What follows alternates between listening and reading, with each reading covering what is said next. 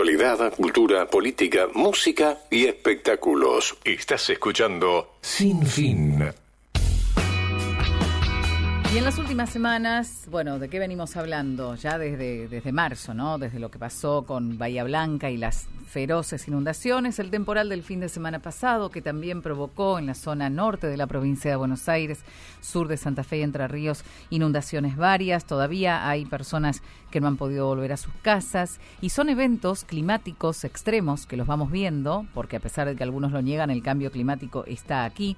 Pero también hay ciertos factores que van de la mano de la política, del planeamiento, de las ciudades, de los barrios cerrados. Bueno, es como multicausal. No le podemos echar toda la culpa al cambio climático cuando se construye desmedidamente en lugares, por ejemplo, que son humedales. Estamos con Manuel Jaramillo, él es director general de la Fundación Vida Silvestre Argentina, porque queremos hablar de este tema. Manuel, bienvenido, ¿cómo estás? Hola, buenas tardes o buenos días, depende cómo estén. Un placer comunicar con ustedes, aunque sea justamente por estas noticias estos temas que no son tan felices, ¿no? No son felices, pero es necesario hablarlo, porque si no siempre nos quedamos con la noticia, los evacuados, las donaciones, y en el día después nadie va a ver cómo está el evacuado, cómo está la persona que volvió a su casa perdiendo todo, teniendo que limpiar esa casa, muchas veces teniendo que hacerle algún tipo de reforma porque hay daños estructurales y en situaciones donde se repite. ¿Podemos hablar entonces de una falta de planificación como una de las causas?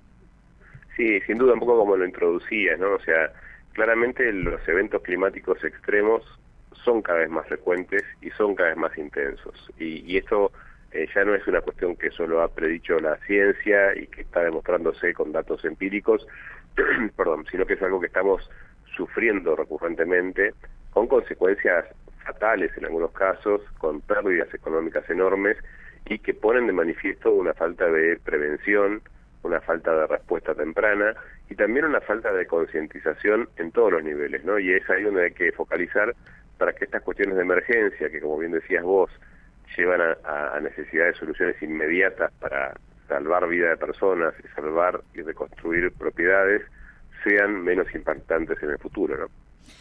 ¿Cuáles son aquellas medidas que vos sentís que no se han tomado? Yo lo que veo, por ejemplo, en la zona norte de la provincia de Buenos Aires, de un tiempo a esta parte, podemos hablar de 15, 20 años para acá, el crecimiento desmesurado de los barrios cerrados, que terminan drenando toda esa agua a los barrios periféricos y más humildes.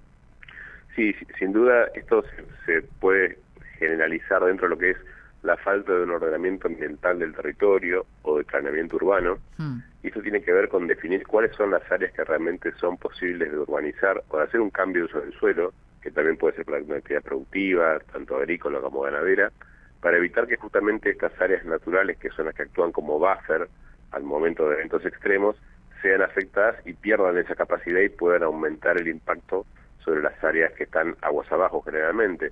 Otro tema no menor es el buen manejo agrícola y ganadero, que permite que los suelos mantengan la capacidad de infiltración y sean más apropiados para absorber esta cantidad de agua que llega en eventos que, como los que vimos recientemente en Bahía Blanca o en la zona noreste de la provincia de Buenos Aires, son extremos. No hay forma de que se puedan absorber 400 milímetros de lluvia en 24 horas o en 12 horas. Eso no existe. Siempre eso va a generar una complicación. Pero cuando los ecosistemas están sanos, tienen, por una cuestión de evolución, la capacidad justamente para amortiguar mucho ese impacto y evitar que afecten negativamente a las personas y a la naturaleza, ¿no? Claro. Estos eventos extremos que decimos no se pueden prever, mucha gente le echa la culpa porque se empiezan a pelear, ¿no? Miserablemente de forma política, estamos en un año electoral, y las obras, por más obras que haya, si a vos te llueven 300, 400 milímetros, no hay obra que pueda escurrir eso. En caso de la Argentina, que ya lo venimos viendo nosotros desde nuestro norte, desde Chaco, Corrientes, Formosa, tiene que ver estrictamente con todo el desmonte, con este corrimiento de la frontera agraria. ¿A qué se le puede adjudicar que esté lloviendo tanto y que se den estos eventos no esperados? Está todo muy interrelacionado, ¿no? O sea, el clima obviamente se comporta de manera regional y global, planetaria. Entonces, un poco lo que comentamos es que desde hace tiempo se advirtió que si seguimos quemando combustibles fósiles, si seguimos generando deforestación que se transforma en factor de emisión de gases de efecto invernadero, esto aumenta el efecto invernadero, aumenta la temperatura global, y no es que todo se calienta o todo es más temperaturas más altas. Este cambio en la temperatura global modifica los patrones climáticos de manera que se ha venido advirtiendo y van a generar estos eventos climáticos cada vez más extremos. Es por eso que ese por el lado de lo que se llama lo que es la mitigación al cambio climático. Tenemos que dejar de quemar combustibles fósiles y tenemos que dejar de deforestar principalmente como factores centrales. Desde el lado de lo que es la adaptación al cambio climático, tenemos que comprender que lo que son las soluciones basadas en naturaleza, la recuperación justamente de la vegetación en las áreas de más pendiente, en las áreas cercanas a los cauces de agua, la buena práctica agrícola que evita justamente la compactación de los suelos, tiene que permitir justamente que haya más infiltración y mayor resiliencia a estos eventos extremos. Si esto no ocurre, si deforestamos como ocurre en la región chaqueña, si convertimos los humedales como ocurre mucho en la provincia de Buenos Aires, para dar un ejemplo, la naturaleza no tiene la capacidad para absorber estos eventos extremos, perdemos la resiliencia al cambio climático y necesitamos medidas de adaptación que muchas veces son paliativos justamente para solucionar un problema que de alguna manera nos hemos autogenerado, ¿no? Claro. Y después tenemos otro problema que también viene a caballito de los tiempos que corren a nivel mundial, que es la negación de lo que está pasando. ¿Cómo se establecen políticas públicas cuando desde los gobiernos, y lo digo así en plural porque no nos pasa solo a nosotros en Argentina, lo estamos viendo en toda la región, hay muchos gobiernos que niegan el cambio climático? De Estados Unidos para abajo son incontables la cantidad de mandatarios que no hacen caso a esto, que lo niegan, que se tiran contra los científicos, que dicen que es un invento, etcétera, etcétera. Sí, exactamente. Bueno, el cambio climático, los cambios climáticos han estado presentes en la evolución del planeta al menos 6 veces fuertes, ¿no? Pero esto ha sido en periodos de decenas de miles de millones de años o cientos de miles de años, ¿no? Y esto que estamos viendo ahora ocurre en este último periodo en no más de 100 años, podríamos decir, los últimos 70 años con mayor intensidad. Y esto hace que sea imposible que la naturaleza se adapte y cuesta aún a las personas adaptarse a estos cambios. Por ejemplo, a las personas que viven en lugares que antes no eran inundables o no se inundaban con frecuencia y ahora sí. Entonces la negación de la existencia del cambio climático, ya te diría algo más como compararlo con alguien que piensa que la Tierra es plana, ¿no? Sí, sí. Pero lo que también se está negando es que el cambio climático tenga origen en las acciones humanas. Esto creo que lo que yo he escuchado más, principalmente en Argentina, ¿no? O sea, no se niega que exista un cambio climático, se dice que eso es algo natural y que los humanos no tenemos nada que ver con esto. Y esto es todavía más peligroso, porque si los humanos nos quitamos la responsabilidad del cambio climático, pareciera ser que nos quitamos también la responsabilidad de hacer cosas para evitar que este cambio aumente y para que el impacto que genera siga damnificando a las personas y a la naturaleza, ¿no? Entonces ahí hay una cuestión donde la ciencia es clara, donde hay más de 5.000 científicos en el panel intergubernamental de cambio climático que hace años vienen trabajando, donde hay datos específicos donde muestran el incremento de la temperatura en más de 1.1 grados centígrados desde que empezó la revolución industrial, y que en las proyecciones nos llevan a un escenario climático alarmante que si no logramos reducir el efecto, o sea, los elementos que generan el cambio climático y no logramos generar políticas de adaptación, va a llevar a que la sociedad, no solo argentina, sino global, tenga eventos como el de Bahía Blanca o como el de la zona noreste de la provincia de Buenos Aires cada vez más frecuentemente y cada vez con mayor intensidad. Claro.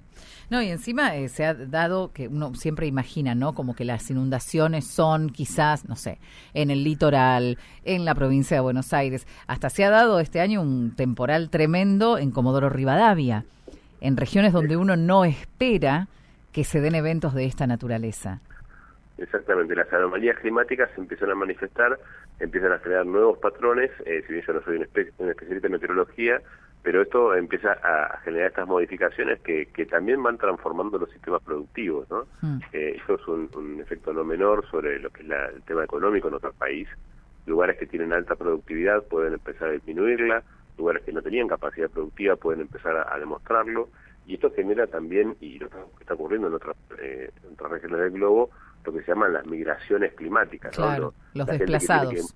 Los desplazados, la gente que tiene que cambiar su lugar de ubicación, de vida, de desarrollo porque justamente el lugar donde habitaba perdió las condiciones para dar sustento a la población.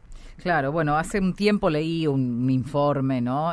Que hablaba de que para fin de siglo van a ser cada vez más estos desplazados climáticos, estas personas que se van a tener que trasladar forzosamente, y que en el caso nuestro, de esta región del mundo, vamos a tener que irnos a 800 metros sobre el nivel del mar. ¿Es tan así? Bueno, no podría evaluar justamente ese análisis, pero claramente el efecto del aumento del nivel del mar está generando ya complicaciones en muchos países insulares. De hecho, son los que más reclaman que haya un compromiso global por reducir las emisiones de gases de efecto invernadero. Está generando ya desplazados y está generando ya necesidades de infraestructura que en algunos casos no es la mejor, porque es infraestructura que se denomina gris, la de obra material, pero que también implica la necesidad de recuperar esta infraestructura verde, ¿no? Por ejemplo, en las zonas de Caribe y tropicales, el mantenimiento y la recuperación de los manglares es central para evitar los efectos enormes de las marismas que son cada vez más fuertes. O, por ejemplo, también generar una previsión en el desarrollo urbano. Lo hemos visto aquí también en la costa bonaerense, donde en varias localidades de la costa es más común que ocurra derrumbes de casas que están sobre la costa. Empezar a pensar la reubicación de las ciudades costeras y la generación de un desarrollo que sea de cara al ambiente natural y no tanto como en contra de la naturaleza, ¿no? Claro. Pero para eso hace falta políticas públicas, hace falta que también la gente quiera irse, porque no debe ser fácil tener que abandonar y relocalizarte. O sea, son tantas las áreas de los gobiernos, porque estamos hablando a nivel municipal, provincial y nacional, que tienen que intervenir, que lo veo difícil de coordinar, al menos aquí en Argentina. ¿Vos cómo lo ves? Bueno, justamente un poco por eso también llamábamos la atención, porque estamos en un año electoral, hay elecciones municipales, provinciales, nacionales a nivel legislativo, y este es un no tema, ¿no? Pareciera ser que nuestros legisladores y el Poder Legislativo en general no está prestando atención a este tema, y pareciera ser que es posible pensar un modelo de desarrollo de país de cara de espaldas, a la problemática ambiental y climática que estamos afrontando y que nos afecta fuertemente. Entonces, necesidad importante de incluir clima y naturaleza, clima y ambiente en la política de desarrollo es urgente en todos los niveles, y la buena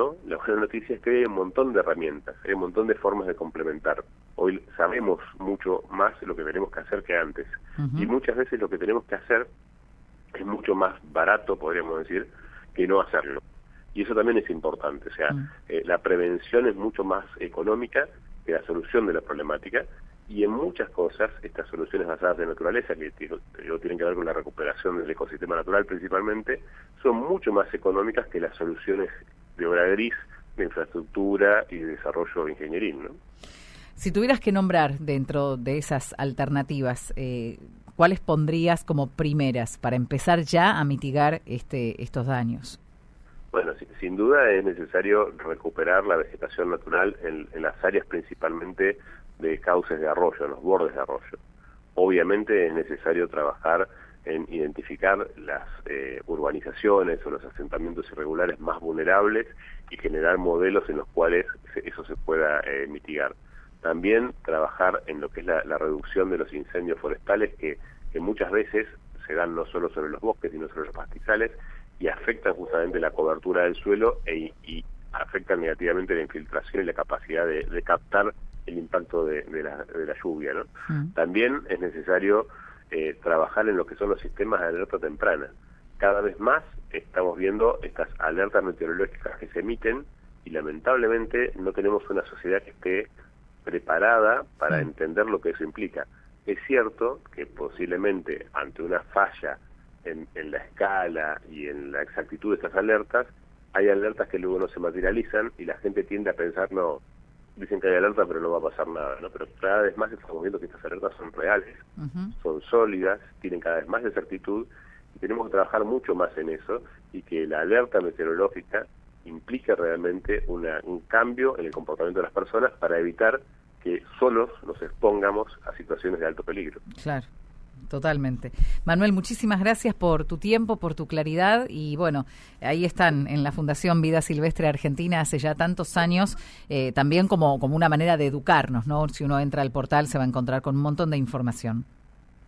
Un placer. Muchas gracias a ustedes por el tiempo para comunicar esto a la sociedad y bueno, creo que de eso se trata, ¿no? De ir informándonos y poder estar todos un poco más preparados para esta nueva realidad que estamos afrontando, intentando también llamar la atención de los tomadores de decisión, que son quienes tienen herramientas para modificar esto a una escala apropiada. Que así sea, Manuel. Muchísimas gracias, Hasta luego, gracias. Era Manuel Jaramillo, el director general de la Fundación Vida Silvestre Argentina. Mariela Boschi nos acompaña con Sin Fin. Sin Fin.